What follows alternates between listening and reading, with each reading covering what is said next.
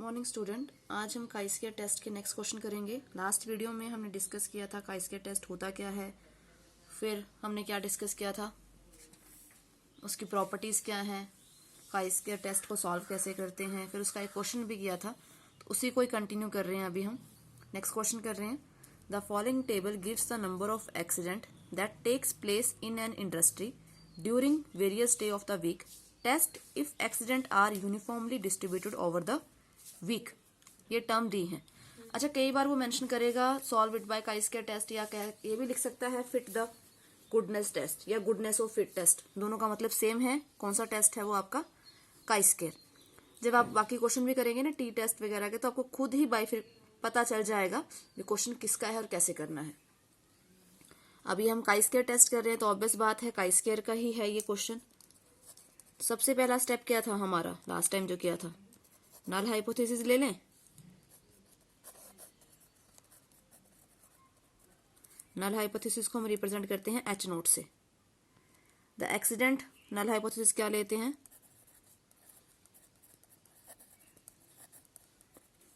Accident are uniformly distributed over the week. यही condition है ना, उसने यही कहा, यही चेक करो। सबसे पहला स्टेप क्या था, क्या निकालनी, एक्सपेक्टेड फ्रीक्वेंसी। एक्सपेक्टेड फ्रीक्वेंसी के लिए क्या बताया था वहां पे जब लास्ट था, सम ऑफ ऑल फ्रीक्वेंसीज, इन सब का सम। इन सब का सम कितना है, 14 प्लस 18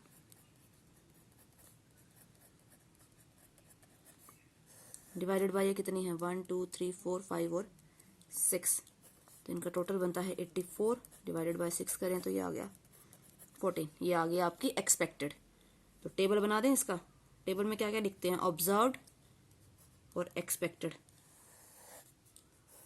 ऑब्जर्व्ड कितनी दी हुई है हमें, 14, फिर 18, 12, 11, 15 और 14। एक्सपेक्टेड कितनी है, सबके लिए सेम ही है ना, ये कंडीशन हमने यही ली सम ऑफ फ्रीक्वेंसी की, 14, 14।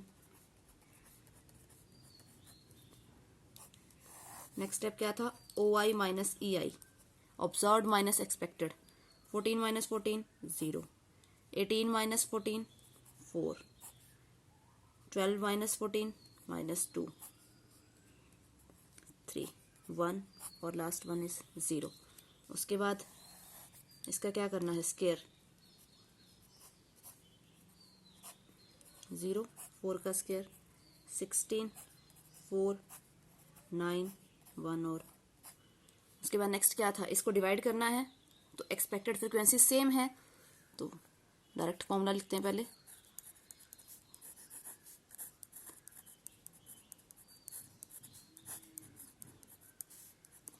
क्योंकि एक्सपेक्टेड फ्रीक्वेंसी सेम है तो वो एलसीएम में आ जाएगी।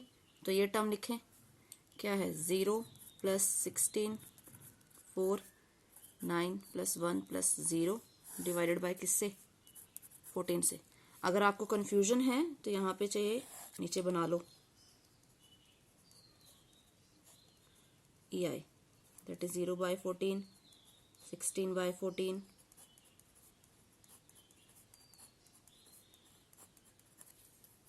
एलसीएम सेम है तो ये कितना बन जाएगा यहाँ पे, that is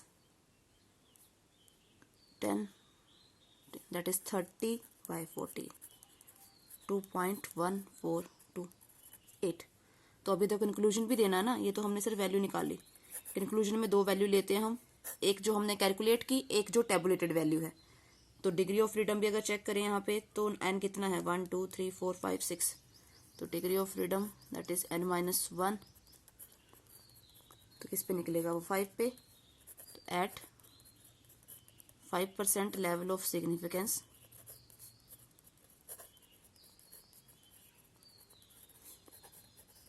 table value of 5 देखेंगे हम, ये नहीं 5% पे, the table value of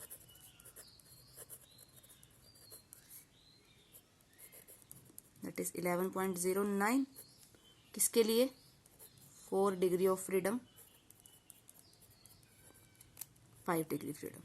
and calculated value कितनी आई आपकी, दैट इज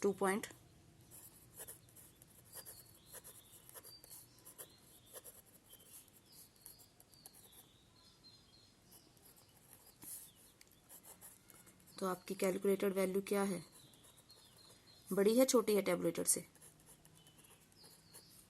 छोटी है, इट मीन्स एच नोट क्या हो जाएगा, एक्सेप्ट। लास्ट क्वेश्चन में एच नोट क्या हुआ था, रिजेक्ट, क्योंकि कैलकुलेटेड वैल्यू क्या थी, बड़ी थी हमारी इससे। एक्सीडेंट्स आर यूनिफॉर्मली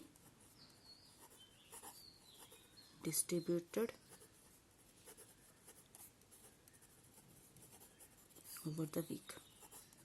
ठीक है, ये तो सिंपल है, पर अभी जब हम नेक्स्ट करेंगे तो वहां पे बाइनोमो की ये भी कहेगा solve it bye with the help of binomial distribution, या उसमें कंडीशन ही ऑटोमेटिकली किसकी लगेगी, आपकी बाइनोमियल डिस्ट्रीब्यूशन की। क्लियर?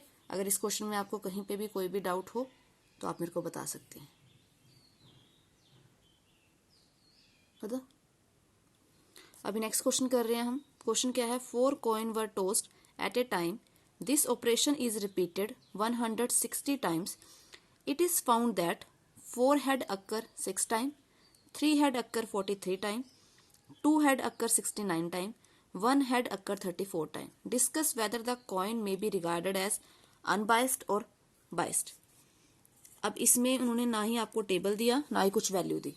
सबसे पहले नल हाइपोथेसिस। अब पीछे क्या था, हमें टेबल दिया होता तो हम लेके चलते थे, यहाँ पे नहीं है तो टेबल ही बनाना पड़ेगा हमें। पहले let the null hypothesis, null hypothesis क्या ले लिया था, कॉइन इज अनबाइस्ड।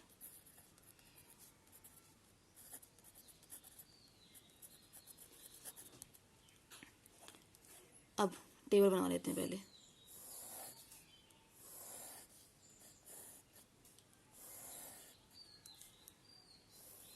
इसकी बात कर रहा वो, that is number of head की, यही है ना, उसने हेड की बात की।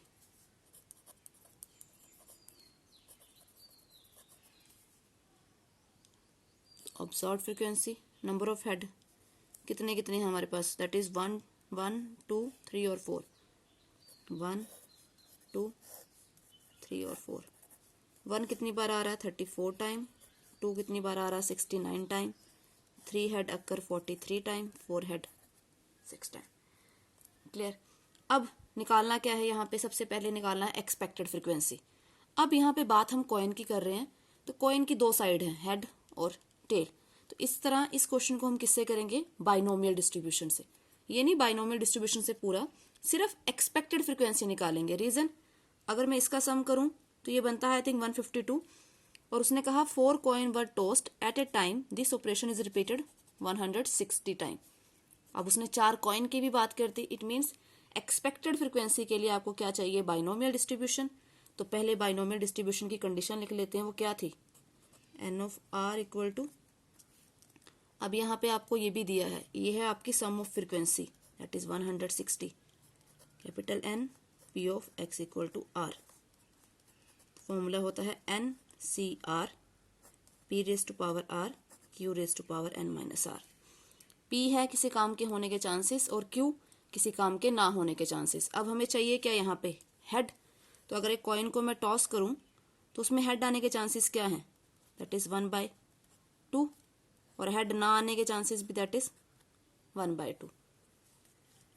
कैपिटल एन दिया है, कॉइन है कितने, 4, that is an is 4। Head आने की चांसेस लिख लिया हमने 1/2 और ना आने के भी 1/2। करो, अब हेड हमें कितने चाहिए, दैट इज 1 2 3 4, इट मीन्स की वैल्यू जो है वो 1 2 4। स्टार्ट करते हैं, N of R, N of 1, capital N कितना है 160, एन है आपका 4, सी 1,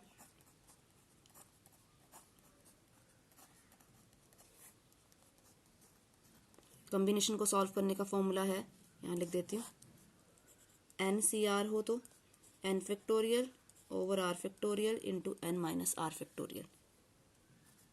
एन कितना है 4,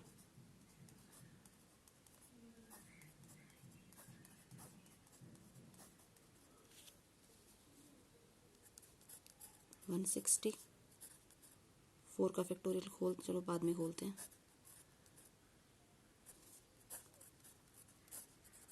बेस सेम है तो पावर्स क्या हो जाएंगी, ऐड। 4 फैक्टोरियल से 4 फैक्टोरियल कैंसिल,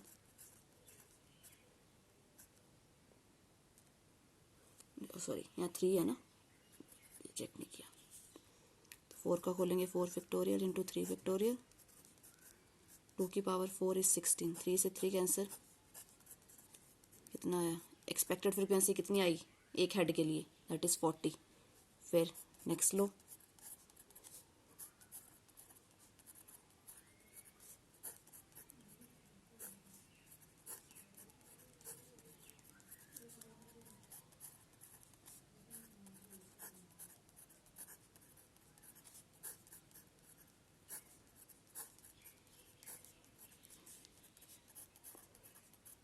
खोलो फैक्टोरियल,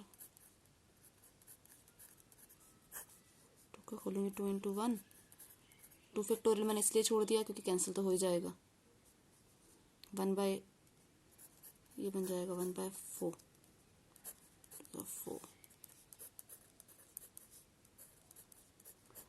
1 की पावर 4 1, 2 की पावर 4 16,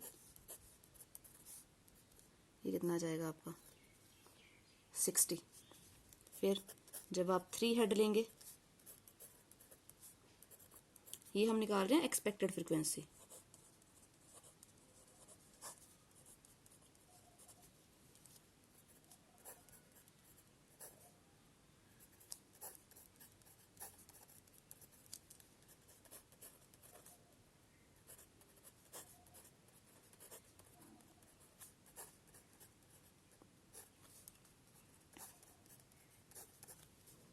एलसीएम सेम है तो पावर्स ऐड कर देते हैं, वो वाला कॉन्सेप्ट है यहाँ पे।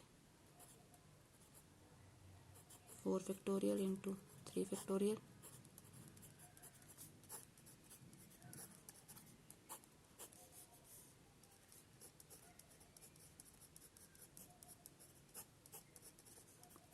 That is 40। फिर अगर 4 हेड लेते हैं तो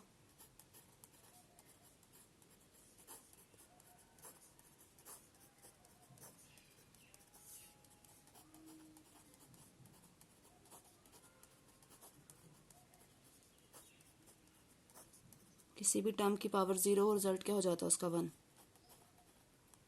4 फैक्टोरियल से 4 फैक्टोरियल कैंसिल, 4 माइनस 4 0, 0 फैक्टोरियल की वैल्यू होती है 1, आ गया 10। तो ये क्या आई एक्सपेक्टेड फ्रीक्वेंसी। अब काई स्क्वायर की वैल्यू निकालनी है तो उसके लिए टेबल बनाना पड़ेगा, हमें क्या क्या चाहिए, ऑब्जर्व्ड फ्रीक्वेंसी और एक्सपेक्टेड। ऑब्जर्व्ड हमारे पास ऑलरेडी थी, दैट इज 34, 69, 43 और 6। ये आपकी एक हेड के लिए थी, ये 2 हेड के लिए, 3 के लिए और ये 4 के लिए। क्लियर। जब हमने फर्स्ट हेड की कंडीशन ली तो एक्सपेक्टेड फ्रीक्वेंसी कितनी आई थी हमारी 40। जब 2 हेड के लिए ली तो कितनी आई 60, 3 के लिए कितनी आई 40 और 4 हेड के लिए कितनी आई 10। क्लियर। अब उसके बाद ऑब्जर्व्ड माइनस एक्सपेक्टेड, यही था ना। 34 minus 40 that is -6, 69 minus 60 that is 9, 43 minus 43, 6 minus 10 is 6 minus 10 is -4। उसके बाद क्या करना है उसका स्क्वायर, 6 का स्क्वायर 36, 9 का 81, 3 का 9 और 4 का 16। उसके बाद इसको किससे डिवाइड करना है एक्सपेक्टेड से।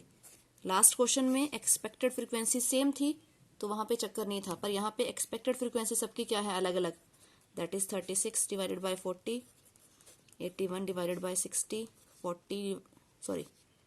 9 divided by 40 and 16 divided by 10। Clear.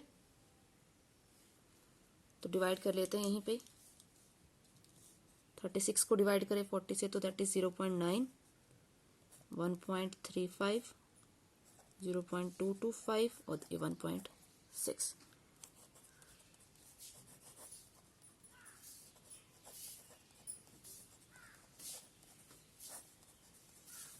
इसका सम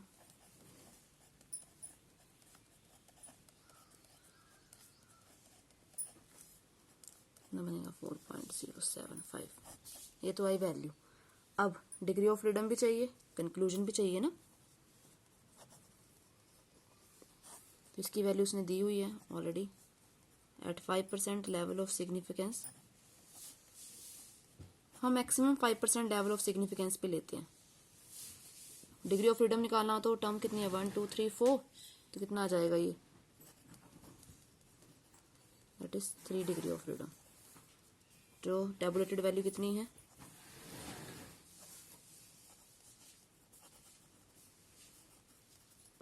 दैट इज 7.815। ये है टेबुलेटेड। कैलकुलेटेड कितनी आई 4.075। ये लेस देन है ग्रेटर देन है, that is calculated value is less than tabulated value, it means H naught is accepted, the coin is unbiased।